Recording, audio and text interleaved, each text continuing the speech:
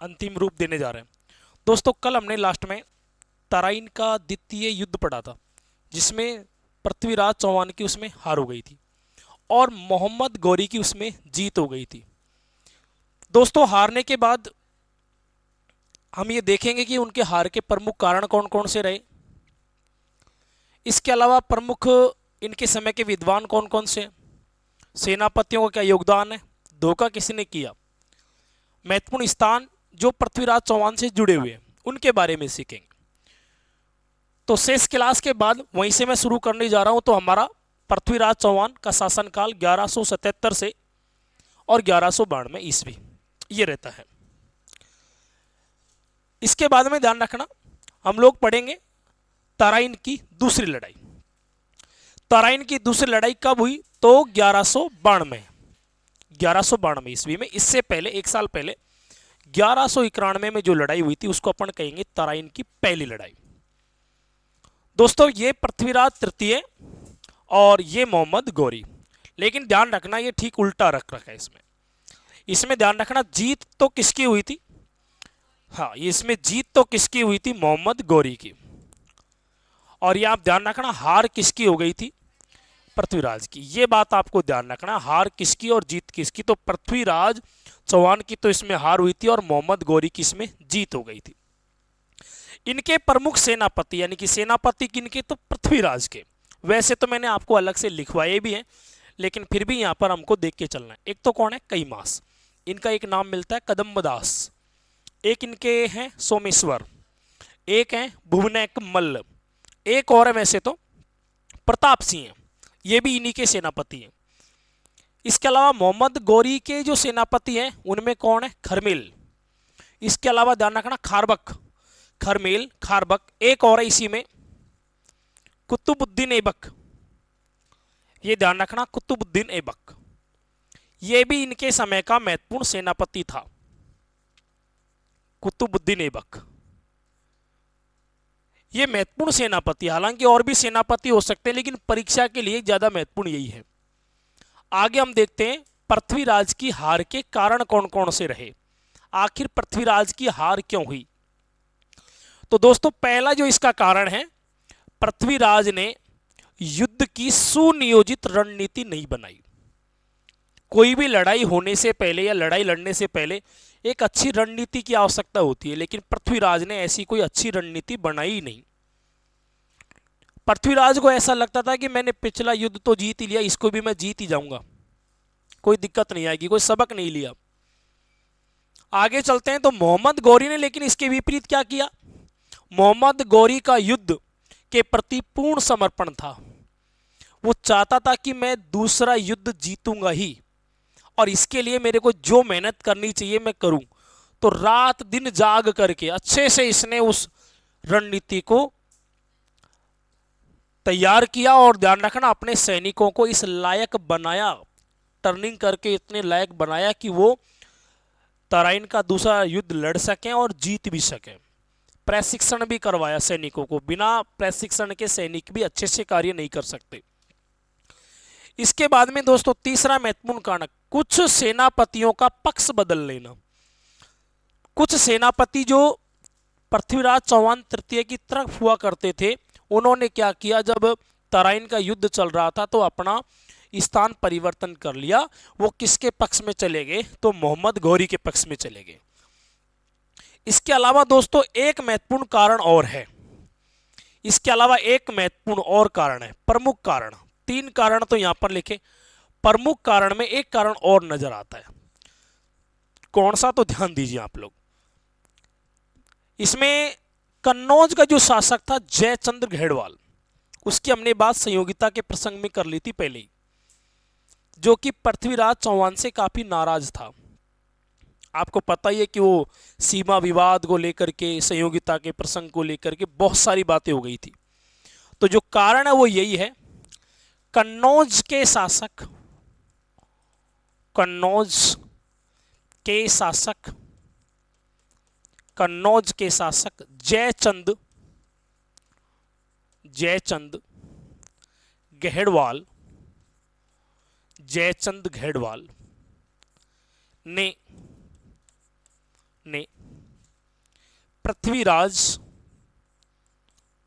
पृथ्वीराज की कमियों को मोहम्मद गौरी को बताया। मोहम्मद गौरी को बताया। यहां पर तो इसने ये भी बताया था कि आपको आक्रमण करना कब है, उसका समय भी नियत कर दिया था। और पृथ्वीराज चौहान का साथ नहीं दिया, बल्कि साथ दिया किसका, देखे, मोहम्मद गौरी का। तो आजकल ये परिपाटी भी बन गई, लोग कहते हैं कि जय चंदों से सावधान रहो। एक तरीके से हम दैनिक दिनचर्या में यूज लेते हैं। तो जय चंदों से सावधान रहने का मतलब है ऐसे लोगों से सावधान रहने की आवश्यकता है जो पीठ पीछे हमारी जो कमियां हैं उनको उजागर करते हैं और हमारे दुश्मन को बताते हैं। वही तो है कौन, देखें, जयचंद। ये ध्यान रखना। तो इस प्रकार से जयचंद गढ़वाल ने ये कार्य किया, इसलिए देशद्रोह जैसी घटना देखने को मिल सकती है हमको। ये तो 4 प्रमुख कारण रहे। इसके बाद में चलते हैं आगे। अगला जो महत्वपूर्ण ये रहा कि भाई पृथ्वीराज की हार तो हो गई, लेकिन इसके बाद में क्या हुआ। तो इसके बाद में क्या हुआ, देखिए इधर मोहम्मद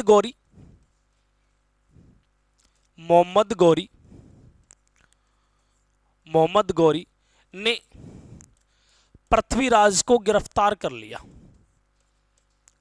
पृथ्वीराज को गिरफ्तार कर लिया। अगर ये बात हम जाने तो किसके अनुसार है ये, कई जगह तो हमको लिखा मिलेगा कि पृथ्वीराज की तो हत्या ही हो गई थी, यहां पर उसको मार ही दिया था। पृथ्वीराज लड़ते हुए वीर गति को प्राप्त हो गया था। कई जगह तो यही बात लिखा हुआ है, लेकिन यहां पर हमको देखने को मिलता है मोहम्मद गौरी जो है उसने पृथ्वीराज को क्या कर लिया, गिरफ्तार। किसके अनुसार है ये बात, तो ध्यान रखना दोस्तों, ये बात हम पढ़ रहे हैं पृथ्वीराज रासो के अनुसार। और पृथ्वीराज रासो के लेखक कौन है, तो चंद्र बरदाई के अनुसार है। ये आप थोड़ा सा ध्यान रखना।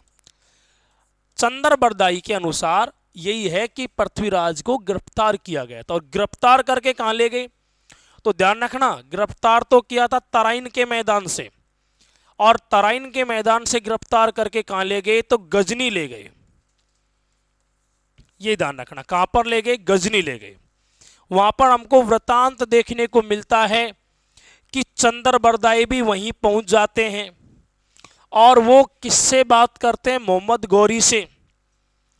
मोहम्मद गौरी यहां पर अपमानजनक बातें करता है, जिसका जवाब कौन देते हैं, चंद्र बरदाई। बाद में जब ऐसी बातें चलती है तो मोहम्मद गौरी कहता है कि अगर ऐसा ही कोई क्षमता है तुम्हारे पृथ्वीराज में तो एक मौका तुमको हम देते हैं, उस मौके का तुम फायदा उठाओ तो उठा लो। तो ध्यान रखना, चंद्र बरदाई मोहम्मद गौरी से कहता है कि ऐसा है, पृथ्वीराज चौहान जो है वो शब्द भेदी बाण चलाना जानता है, अगर तुम थोड़ा सा मौका दो तो वो चला के बता सकते हैं। ये बात कही किसने, चंद्र बरदाई ने, क्योंकि इंटेलिजेंट आदमी है ये। हालांकि एक दिक्कत और है यहीं पर, ये गिरफ्तार तो कर लिया था पृथ्वीराज को, लेकिन पृथ्वीराज की दोनों आंखें फोड़ दी थी, दोनों आंखों को फोड़ दिया था। अब ध्यान देना, शब्द भेदी बाण चलाने का मतलब यह है कि आदमी देखे तो सही कम से कम, तभी तो चला पाएगा, बिना देखे कैसे चलाएगा शब्द भेदी बाण। लेकिन ध्यान रखना, वादा कर दिया किसने, चंद्र बरदाई ने, कि ऐसा कार्य कर सकता है पृथ्वीराज अगर तुम मौका दो तो दोस्तों मौका दिया किसने, देखे, मोहम्मद गौरी ने। तो फिर क्या होता है, ध्यान दीजिए आप भी। जैसे ये मैं बना रहा हूं इसमें सिंहासन, जैसे ये सिंहासन है और राज दरबार है किसका, तो आपके मोहम्मद गौरी का। जैसे ये मान लो कि यहां पर ये सिंहासन है, यहां पर तो बैठे हुए हैं मोहम्मद गौरी, इसके अगल बगल में यहां पर है ना ये मिसल हुआ करती थी, मतलब यहां पर बैठा करते थे सेनापति मंत्रीगण, ये बैठा करते थे पंक्तिबद्ध रूप से इस तरीके से। और ये काफी ऊंचाई पर बैठे हुए हैं, कौन, मोहम्मद गौरी। ये जो चंद्र बरदाई है यहां पर खड़ा हुआ है, पृथ्वीराज यहां पर है। बात चल रही है किस किस के बीच में, तो मोहम्मद गौरी और चंद्रबरदाई के बीच में। वादा किसने कर दिया? तो वादा कर दिया चंद्रबरदाई ने, लेकिन पूरा किसको करना पड़ेगा? पृथ्वीराज को।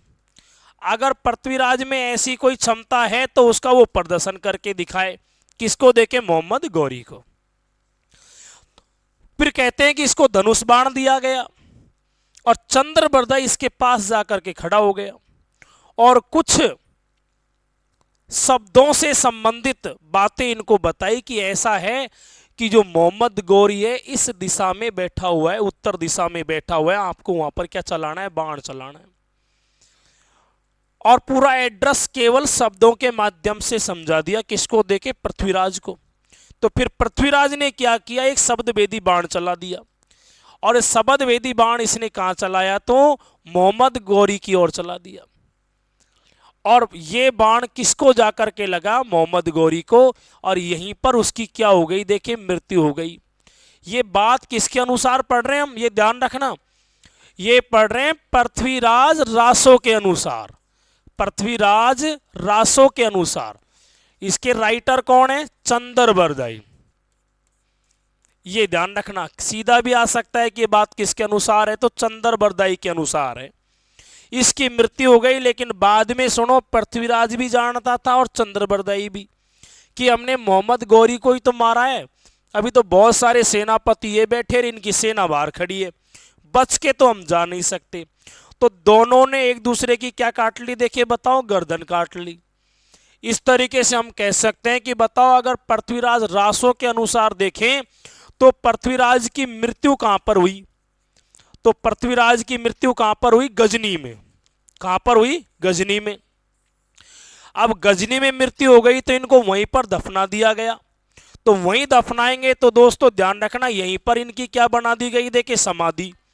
तो कई बार प्रश्न ऐसे भी आ जाता है, बताओ भारत का वह शासक या राजस्थान का वह शासक जिसकी समाधि राजस्थान में नहीं है, तो कौन है वो? पृथ्वीराज। कहां पर है समाधि? बताओ, गजनी में है।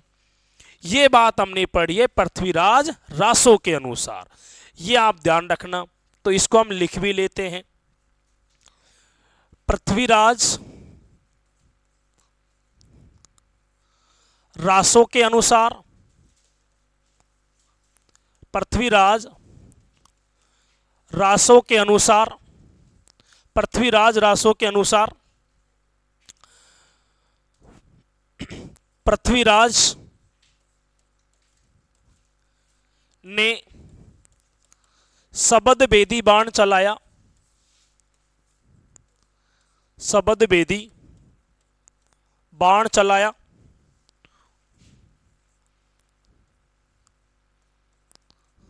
शब्द वेदी क्या चला दिया? बाण चला दिया। ध्यान रखना, जिससे मोहम्मद गौरी की मृत्यु हो गई। मोहम्मद गौरी की मृत्यु हो गई। लेकिन चंद्रबरदाई और पृथ्वीराज ने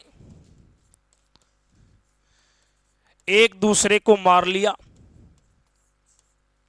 एक दूसरे को मार दिया। महत्वपूर्ण बात यह है कि पृथ्वीराज की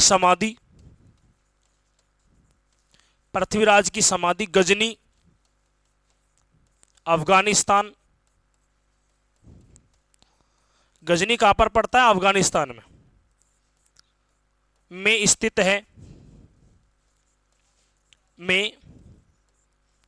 है। ये बात ध्यान रखना आप लोग। 3-4 बातें हैं, ये सारी की सारी जो बातें हैं ये मैंने किसके अनुसार बताई है, आप लोग ध्यान रखना, पृथ्वीराज रासो के अनुसार है। और इसके राइटर कौन है? तो चंद्रबरदाई। अब आप लोग थोड़ा सा इसको लिखना शुरू करो। कहां से? तो आज हमने समझाना इसको शुरू किया है यहां से। इसको यहां से समझाना शुरू किया। लगाइए भाई।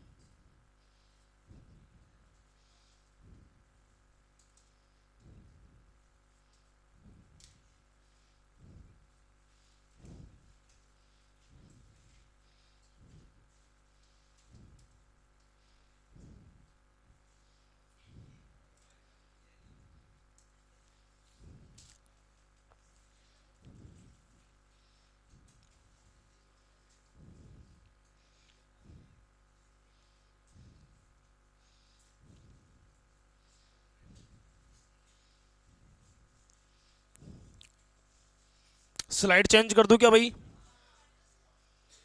एक कारण ये भी लिखें।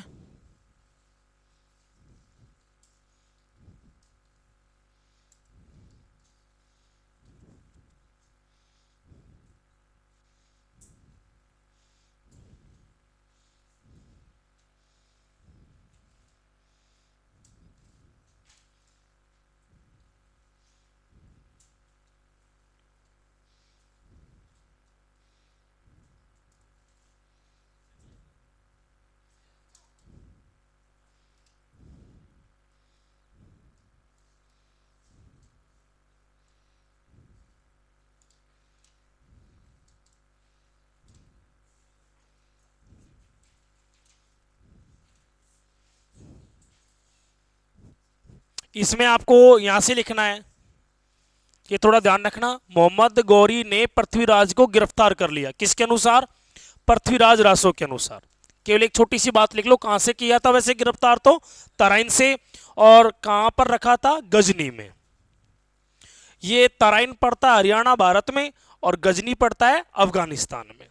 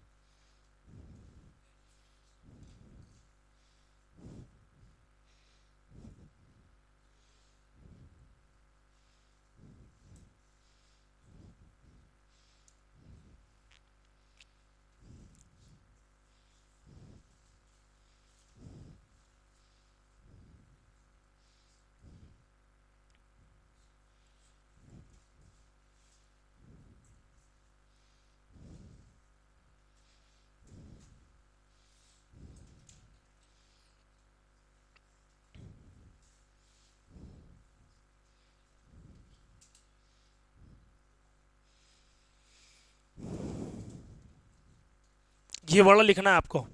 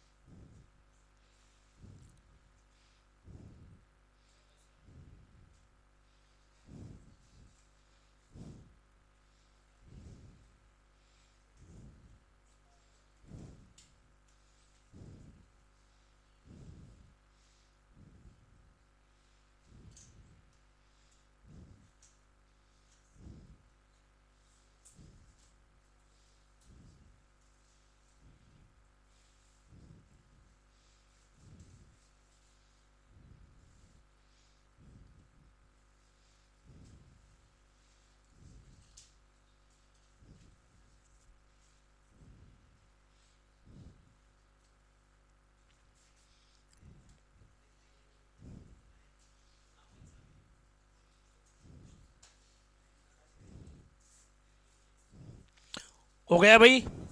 इसके बाद में अगला, अब यहां से हम और आगे सीखेंगे ना। देखो इधर, पृथ्वीराज से संबंधित प्रमुख स्थान, कभी कभी स्थानों के बारे में पूछ सकता है। जन्म स्थान तो आपको पता होना चाहिए। वैसे कहां पर हुआ था जन्म? देखें पृथ्वीराज का, अहिलपाटन। जन्म स्थान तो कौन सा? अहिलपाटन।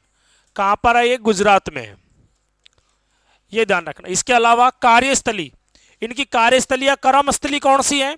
तो अजमेर। अजमेर इनकी कर्मस्थली है।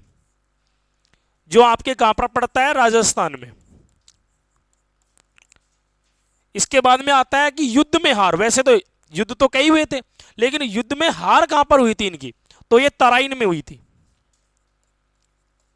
तराइन, तराइन कहां पर पड़ता है, हरियाणा में। मैंने कल आपको दोनों बताए थे, तराइन भी और तराई भी। समाधि कहां पर है, तो ये गजनी में। लेकिन ये थोड़ा सा आप ध्यान रखना कि गजनी में समाधि तो है, लेकिन किसके अनुसार, ये पृथ्वीराज रासो के अनुसार। पृथ्वीराज रासो के अनुसार, जिसके राइटर कौन है, तो चंद्रबरदाई। स्मारक कहां पर है, स्मारक कहां पर है, तो दोस्तों स्मारक तो अजमेर में ही है, स्मारक अजमेर में, और समाधि कहां पर है, गजनी में। ये पृथ्वीराज रासो के अनुसार है। तो इसको भी लगा के चलो, फिर और चलेंगे आगे हम।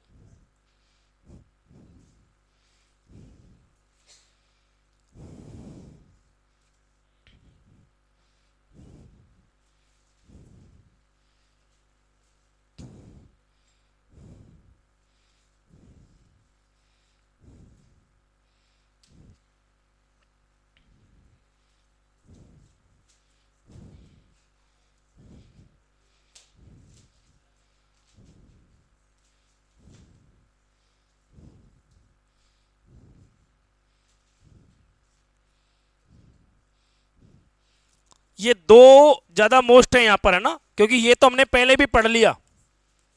ज्यादा मोस्ट ये दो हैं, समाधि में और स्मारक में थोड़ा सा कंफ्यूजन बन जाता है। गिरफ्तार कहां से किए थे, ये बात तो हमने पीछे सीख ली, तराइन से, है ना। आगे चलते हैं फिर, है ना।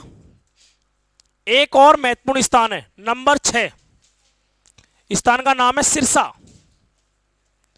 पहली बात तो सिरसा कहां पर पड़ता है, तो दोस्तों ये पड़ता है हरियाणा में। सिरसा कहां पर पड़ता है, हरियाणा में।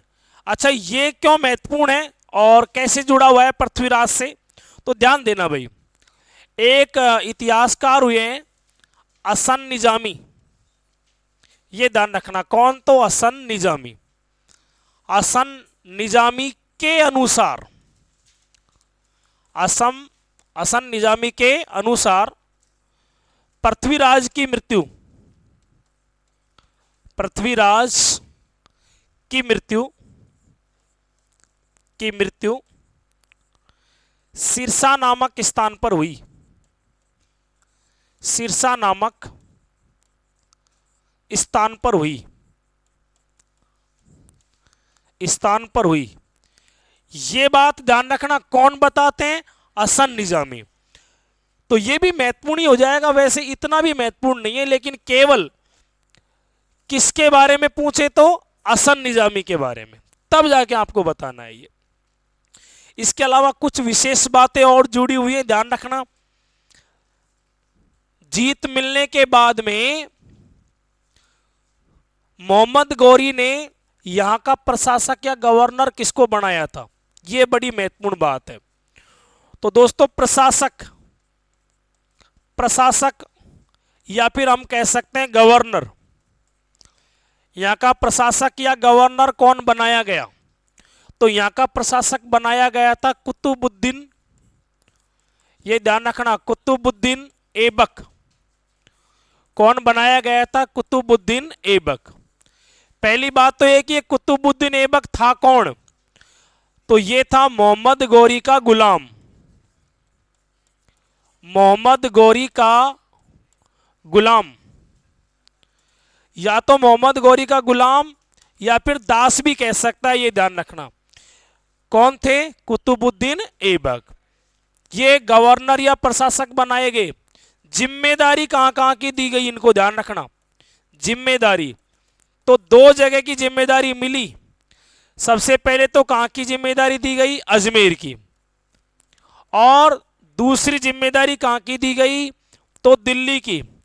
ऐसा क्यों हुआ, तो ध्यान देना आप लोग।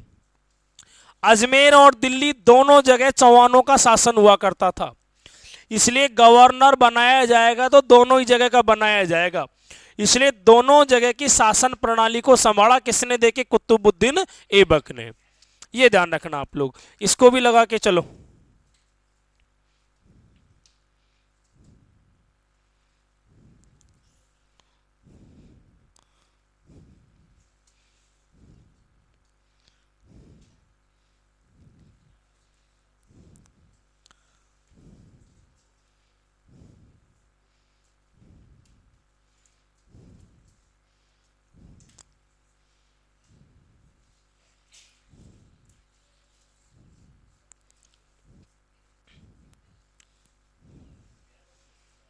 इसके बाद आगे देखिए अगला बिंदु,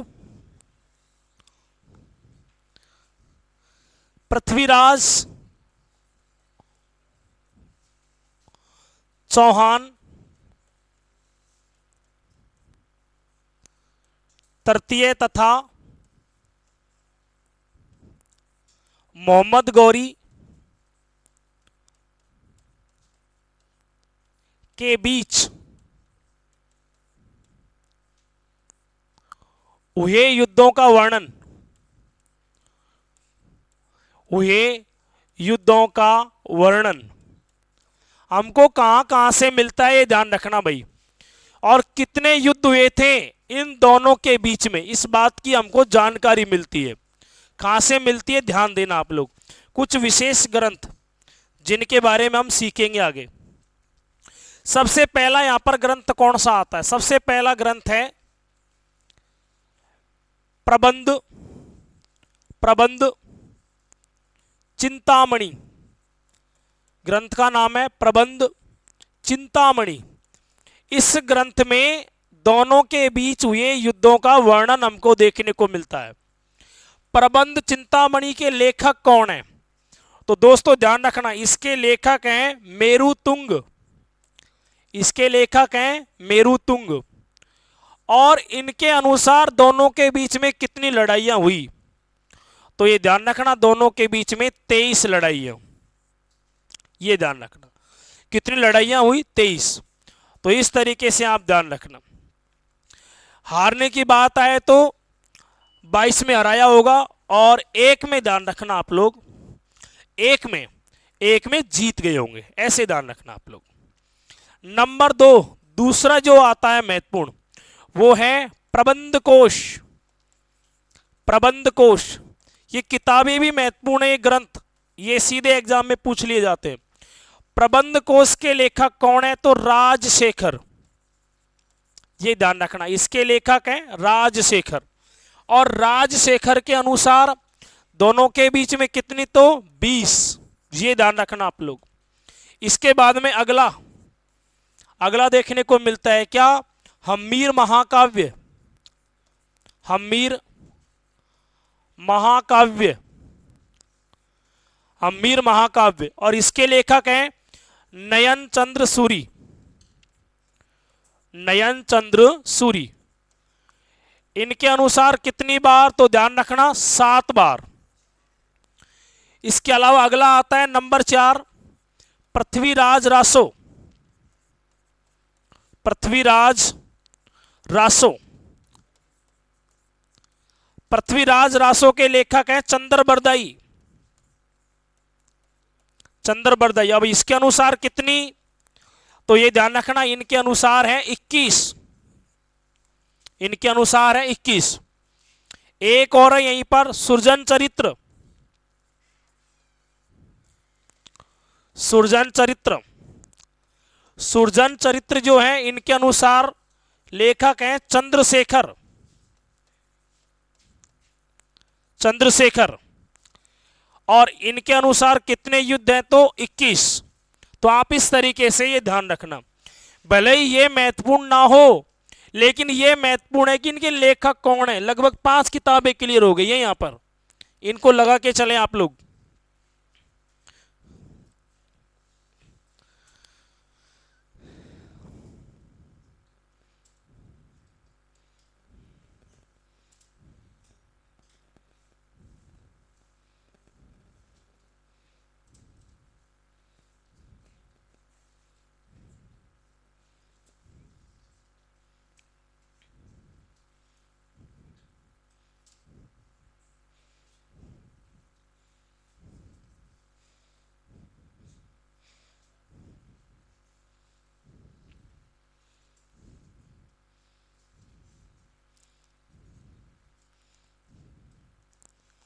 ये दोनों ग्रंथ मिलते जुलते नाम जैसे हैं।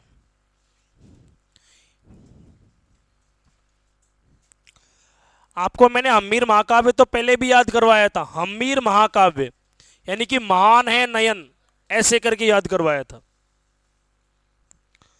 सुरजन चरित्र में ध्यान रखना 6 शब्द आ गया तो चंद्रशेखर हो जाएगा। यहां पर प्रबंध कोश में राजशेखर और प्रबंध चिंतामणि में आएगा मेरुतुंग।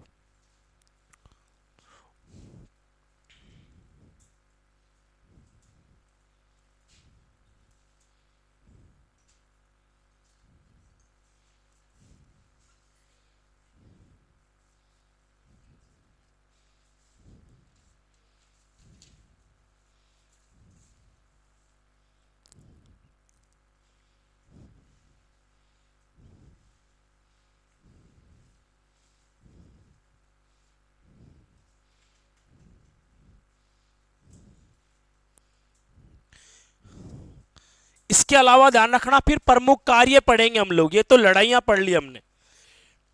प्रमुख कार्य, पृथ्वीराज चौहान के प्रमुख कार्य,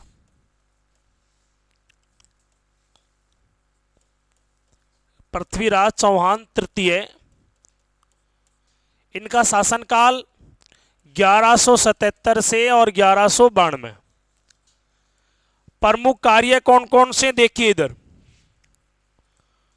प्रमुख कार्य देखो, सबसे महत्वपूर्ण और बड़ा कार्य जो इन्होंने करवाया, एक दुर्ग का निर्माण करवाया था इन्होंने। कहां पर? तो दिल्ली में। उसका नाम है राय पिथौरागढ़।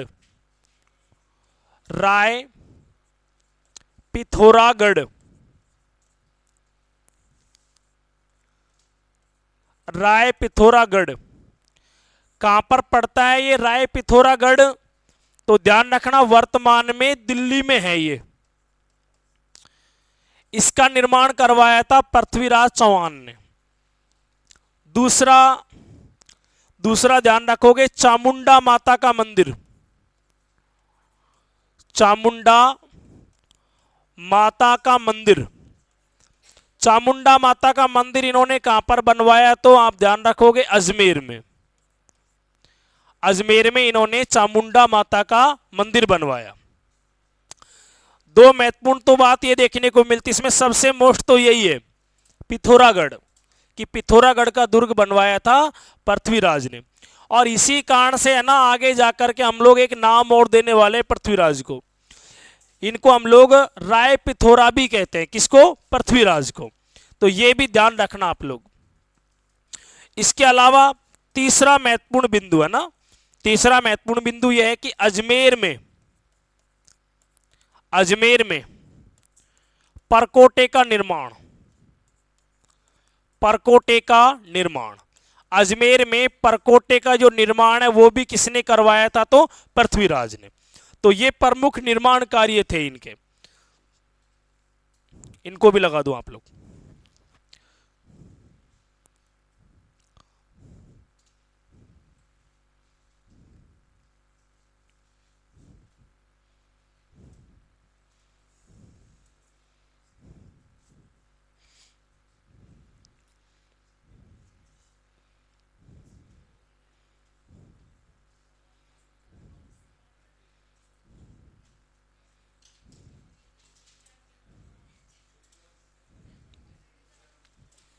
इसके बाद आगे अगला आता है फिर पृथ्वीराज। पृथ्वीराज के प्रमुख विद्वान। पृथ्वीराज के प्रमुख विद्वान कौन कौन से विद्वान थे पृथ्वीराज के दरबार में? इनको हम लोग दरबारी विद्वान भी कह सकते हैं, ऐसे भी लिखा हुआ आ जाता है, दरबारी विद्वान। दरबारी विद्वान कौन कौन से? सबसे पहले तो आते हैं पद्मनाभ।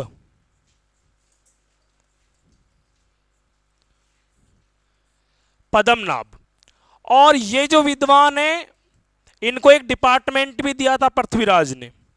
तो डिपार्टमेंट का नाम क्या था? साहित्य। साहित्य एवं संस्कृति। साहित्य एवं संस्कृति कला विभाग। साइंस आपके साहित्य एवं संस्कृति कला विभाग। एक तो ये दिया गया था, किसको देके? पद्मनाभ को। और इस विभाग के अध्यक्ष थे ये, इस विभाग के अध्यक्ष थे। किसके? तो साहित्य एवं संस्कृति कला विभाग के अध्यक्ष कौन थे? पद्मनाभ। नंबर 2, दूसरे नंबर पर आता है चंद्र बरदाई। चंद्र बरदाई, चंद्र बरदाई जो थे, इनको राजपुरोहित बना रखा था, राजपुरोहित। और इनका महत्वपूर्ण कार्य हुआ करता था राजा को सुझाव देना,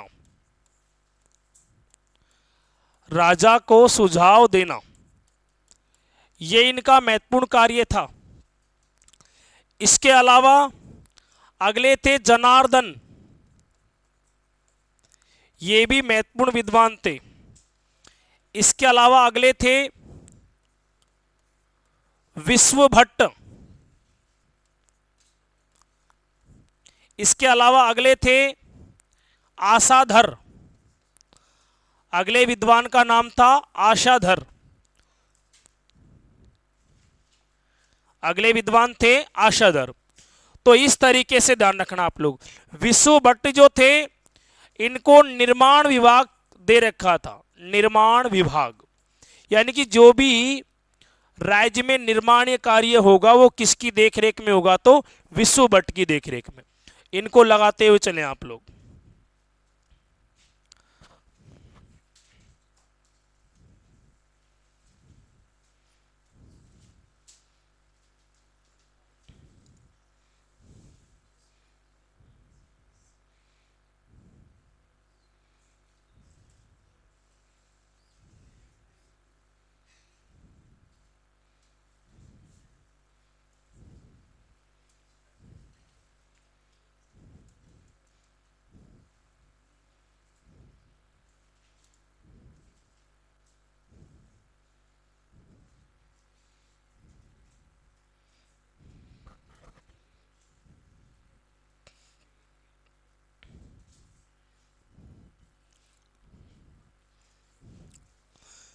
इसके बाद आगे देखिए, और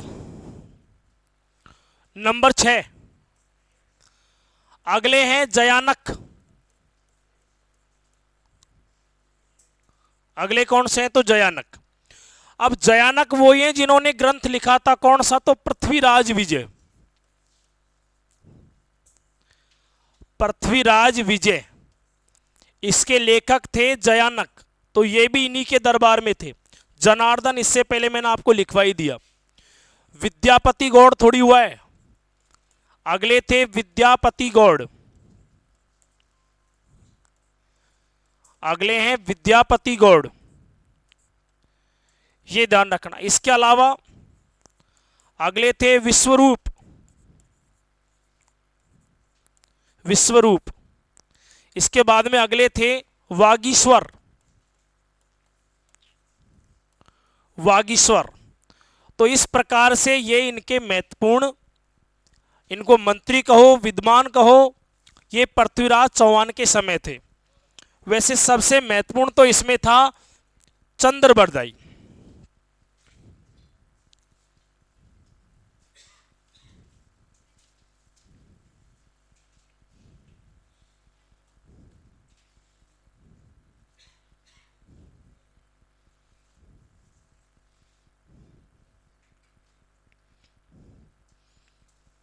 इसके बाद में हम अगली क्लास में और पढ़ेंगे, है ना। लगभग पूरा हो गया है, 2-5-10 मिनट का बचा हुआ है, जो नेक्स्ट वीडियो के साथ में अपन इसको भी कवर करेंगे और इसके अलावा इनके प्रश्नोत्तरी भी लेकर के चलेंगे।